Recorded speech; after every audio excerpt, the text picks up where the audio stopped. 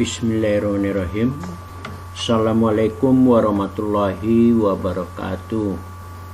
Pancaringek Channel kali ini menghadirkan pemberian nama anak.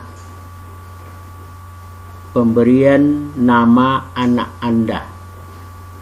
Ada aturan resmi mulai tanggal 21 April 2022. Berharap kita jangan salah sehingga tidak menimbulkan masalah karena sudah ada aturannya. Pemberian nama anak Anda Permendagri nomor 73 tahun 2022. Jangan salah dan menimbulkan masalah. Apakah sudah betul pemberian nama anak Anda? Nama adalah penyebutan untuk memanggil seseorang sebagai identitas diri. Permen ini diundangkan di Jakarta pada tanggal 21 April 2022 dan berlaku sejak tanggal diundangkan. Berarti tolong untuk kita pahami dan kita laksanakan. Nama adalah sebutan atau label yang diberikan kepada orang, tempat, produk yang biasanya digunakan untuk membedakan satu sama lain. Nama dapat dipakai untuk mengenali kelompok atau hanya sebuah benda dalam konteks yang unik maupun yang diberikan. Sekarang kita cek nama berikut. Ada beberapa nama. Nah, ini pertama Arman, yang kedua Muhammad Yamin, yang ketiga Begende Titik Fahmi, 4 Nuraini, 5 M Natmin. Ada 5 nama ini.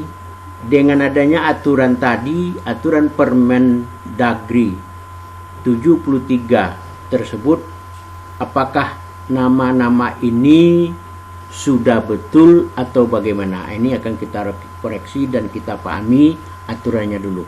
Ini kira-kira menurut kita bagaimana ini? Arman, Muhammad Yamin, Bagindo Titik Fahmi, Nuraini, koma di atas ini M Titik Nakmin. Nah, bagaimana? Kita lanjutkan dulu, kita pahami saja dulu. Sebelum kita lanjutkan, ya, kami minta bantuan untuk subscribe loncengnya, klik all-nya, like dan share. Ya, terima kasih. Dengan menekan subscribe telah membantu kami. Kita lihat dasar. Pencatatan nama pada dokumen kependudukan diperlukan setiap penduduk sebagai identitas diri agar negara dapat memberikan perlindungan dalam pemenuhan hak konstitusional dan tertib administrasi kependudukan. Pencatatan nama pada dokumen kependudukan perlu diatur sebagai pedoman bagi penduduk dan pejabat yang berwenang melakukan pencatatan untuk memudahkan pelayanan publik. Sekarang kita lihat Peraturan Menteri Dalam Negeri Republik Indonesia nomor 73 tahun 2022 tentang pencatatan nama pada nama kependudukan. Mari kita pahami peraturan ini dengan baik secara bersama-sama. Nah, ini dia Peraturan Menteri nomor 73. Nah, ini terlalu kecil, sulit bacanya. Kita pindah saja ke halaman yang satu.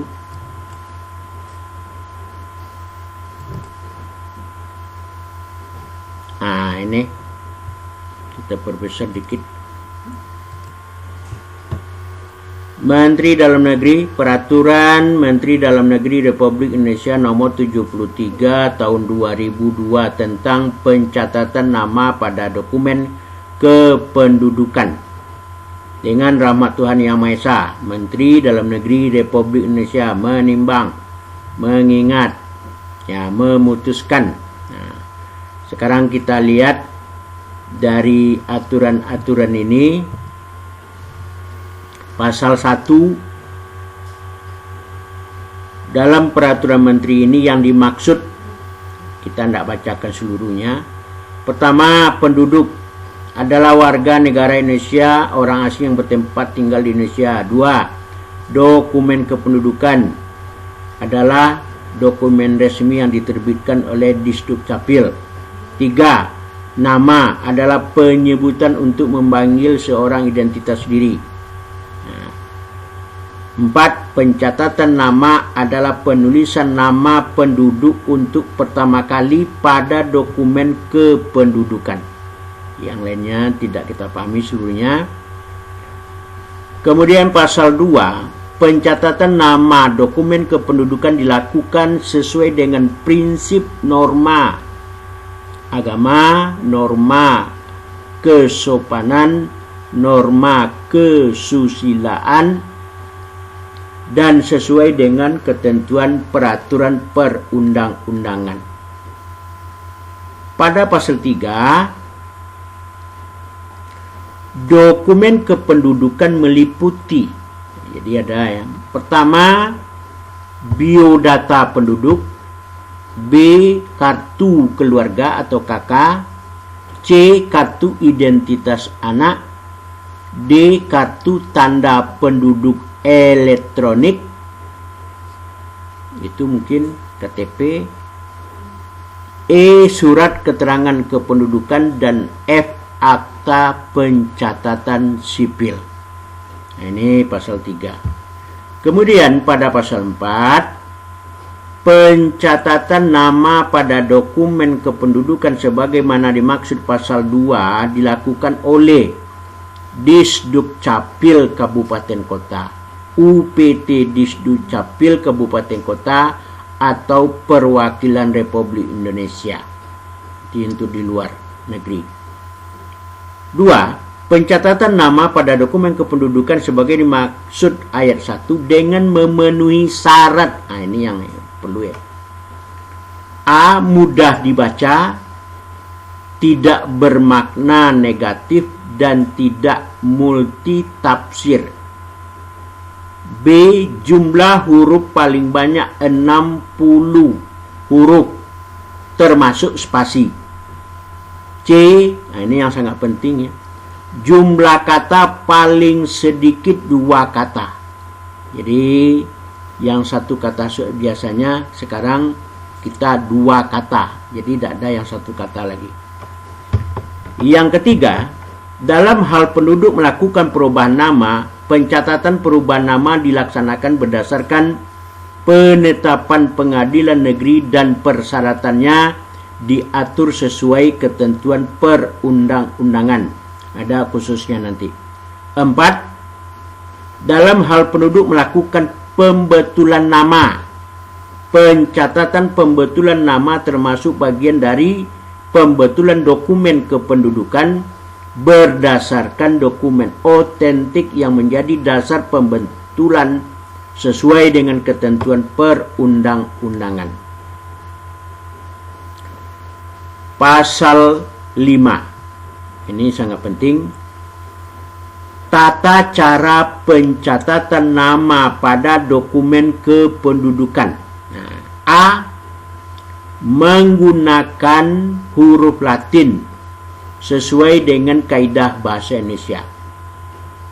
B, nama marga, famili, atau yang disebut dengan nama lain dapat dicantumkan pada dokumen kependudukan.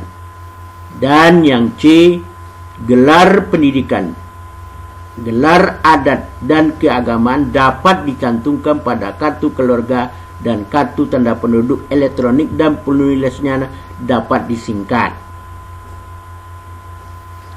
2, nama marga, famili, atau yang disebut dengan nama lain sebagaimana di ayat 1 huruf B merupakan satu kesatuan dengan nama. 3, tata cara pencatatan nama pada dokumen kependudukan dilarang. Nah, ini yang sangat penting ya. Saya ulangi yang nomor 3 ini karena penting. Tata cara pencatatan nama pada dokumen kependudukan dilarang: A. Disingkat,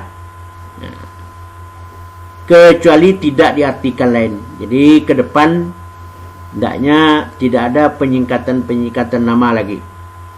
B. Menggunakan angka dan tanda baca. Jadi tidak ada nama yang pakai angka dan tanda baca. C. Mencantumkan gelar pendidikan dan keagamaan pada akta catatan sipil. Ini pada akta catatan sipil ya. Pasal 6. Pejabat pada Disdukcapil Kabupaten Kota, UPT Disdukcapil Kabupaten Kota atau Perwakilan Republik Indonesia melakukan pembinaan kepada penduduk mengenai prinsip, persyaratan, tata cara sebagaimana dimaksud pasal 2, pasal 4 ayat 2 dan pasal 5. 2. Pembinaan sebagai dimaksud ayat 1 dilakukan dengan pemberian saran, edukasi dan informasi perlindungan kepada anak sedini mungkin. Pasal 7 satunya, penduduk yang memberikan nama yang melanggar. Nah, ini ya. Ketentuan pasal 4 ayat 2 huruf B, pasal 5 ayat 3, pejabat pada Disdukcapil Kabupaten Kota, UPT Disdukcapil Kabupaten Kota atau Perwakilan Republik Indonesia tidak mencatatkan dan menerbitkan dokumen kependudukan. Jangan sampai ini terjadi tidak diterbitkan. 2. Pejabat pada Disdukcapil Kabupaten Kota, UPT Kabupaten Kota, Perwakilan Republik Indonesia melakukan pencatatan nama pada dokumen kependudukan yang melanggar ketentuan pasal 4 ayat 2 huruf B, pasal 5 ayat 3 diberikan sanksi administrasi berupa teguran secara tertulis dari Menteri melalui Direktorat Jenderal Kependudukan dan Pencatatan Sipil. Jangan sampai terjadi diberikan sanksi ini. 8. Pada saat peraturan ini berlaku, pencatatan nama pada dokumen kependudukan yang telah dilaksanakan sebelumnya dinyatakan tetap berlaku. Berarti yang sudah tidak ada masalah. Peraturan ini berlaku mulai tanggal diundangkan.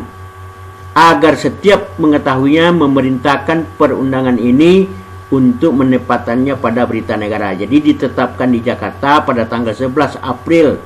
Menteri Dalam Negeri Republik Indonesia TTD Muhammad Tito Karnavian diundangkan. Nah, ini yang sangat penting. Di Jakarta tanggal 21 April 2002. Berarti setelah tanggal 1 2002 ini berlaku ketentuan ini. Jadi berharap kita memberikan nama anak kita sudah mematuhi peraturan ini. Jadi kita sudah mematuhinya.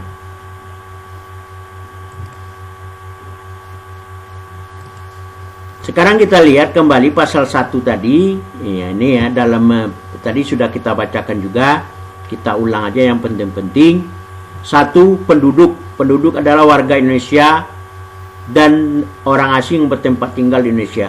2. Dokumen kependudukan adalah dokumen resmi yang diterbitkan oleh Disdukcapil Kabupaten Kota, mempunyai kekuatan hukum sebagai alat bukti autentik dihasilkan dari pelayanan pendaftaran penduduk pencatatan sipil. 3. Nama adalah penyebutan untuk memanggil seseorang sebagai identitas diri. 4. Pencatatan nama adalah penulisan nama penduduk untuk pertama kali pada dokumen kependudukan. Kita pertegas, pencatatan nama pada dokumen kependudukan sebagai dimaksud pada ayat 1 dengan memenuhi persyaratan. Di sini mudah dibaca, tidak bermakna negatif dan multitafsir. B. Jumlah huruf paling banyak. Jadi tidak boleh lebih dari ini. 60 karakter atau 60 huruf termasuk spasinya. Nah, yang sangat penting di C ini, jumlah kata paling sedikit yaitu 2 kata. Jadi ada depan ada belakang. Kalau dalam biodata biasanya ada yang membuat nama depan nama belakang, berarti minimal 2 kata. Ini yang penting sekali, tata cara pencatatan nama dokumen kependudukan. Jadi pada pencatatan nama ini, A disingkat. Nah, kalau dapat tidak ada yang disingkat kecuali tidak diartikan lain. B menggunakan angka, tidak ada angka lagi dan tidak ada tanda baca. C mencantumkan gelar kependidikan keagamaan pada akte pencatatan sipil. Jadi pada akte pencatatan sipil, gelar pendidikan dan keagamaan itu dilarang. Sekarang kita lihat nama ini kembali, Arman Muhammad Yasin, Bagindo Fahmi Nuraini. Arman, kalau kita cocokkan tadi minimal 2 kata, Arman hanya 1 kata, berarti tidak cocok dengan peraturan baru, berarti ini salah. 2. Muhammad Yamin pakai titik. Ya, kalau tidak menafsirkan apa bisa, tapi kalau tidak berarti kalau dapat, karena ini bisa diapakan tidak pakai titik. Termasuk nomor 3 tidak pakai titik. Bagindo Fahmi, jadi tidak ada pakai titik. Yang keempat, pakai tanda baca, pakai koma di atas. Di sini Nuraini tidak ada lagi pakai tanda di atas. Dan nomor 5. Maka dengan demikian 1, 2, 3, 4, 5 ini kalau kita cocokkan dengan peraturan terbaru, ini seharusnya sudah kita betulkan dan kita perbaiki. Ini sangat penting bagi kita semua. Terima kasih banyak, mungkin itulah yang dapat kami informasikan. Mudah-mudahan bagi kita, apalagi kita golongan guru yang banyak, dapat menginformasikan sehingga nanti dalam pencatatan kita tidak salah. Terima kasih. Yang belum subscribe, loncengnya like dan share. Bagi yang sudah, terima kasih, berarti sudah membantu kami. Semoga kita bertemu lagi pada sesi berikutnya. Dan terima kasih atas segalanya. Sampai jumpa. Sekian. Terima kasih. Ya, sampai jumpa. Semoga informasi ini bermanfaat bagi kita. Sehingga dalam pemberian nama anak kita sudah sesuai dengan aturan Permendagri 73 tahun 2022. Semoga bermanfaat bagi kita. Terima kasih. Wassalamualaikum warahmatullahi wabarakatuh.